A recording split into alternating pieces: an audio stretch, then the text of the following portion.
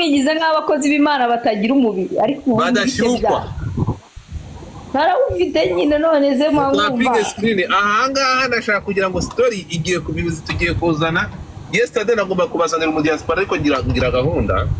uyu mugabo ko turi ko bari gusakuza amafoto nako amazina y'aba bagore ba imipuri yabo yagiye hanze ndashaka kumenya uyu mugabo we ntazubra aba bagabo ba diaspora nibo ngenda ndi guhigisha uruhindo aba ba pasteur niba ari abapasteur ngenda ngo nshaka kubimenya bari gucumitana nabandi aba bagabo ni bande nibo nshaka kumenya urumva nibo nshaka kumenya setu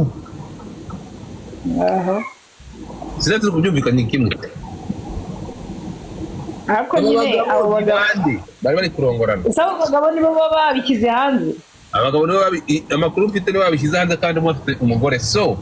inkuru tugiye kuyimanuka tapote harahiye aranubatse izi nkuru ntabwo ziza diaspora nayo yarandagaye ntabwo diaspora yandagaye ni ukuvuga ngo ikintu mugomba kumenya mukandastandinga ntabwo uzigera ukundana no mu diaspora adafata telefone yawe ngo ayisunike mu gitsina cyawe ntibishoboka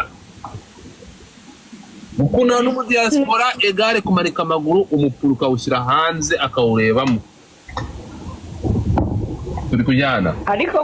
ariko nuko bana ba mama babitonda nabo bashatse baza badutamo utwo turondwe cyangwa se wenda ndi kukubwira ni ukuvuga ngo gahunda iteye itya batwereka koko kubigira burage ibintu birakomeye biranababaje aba bantu niho tuvuga ngo leta yakagombye yari ifite rezo yo gufunga iki izi nsengero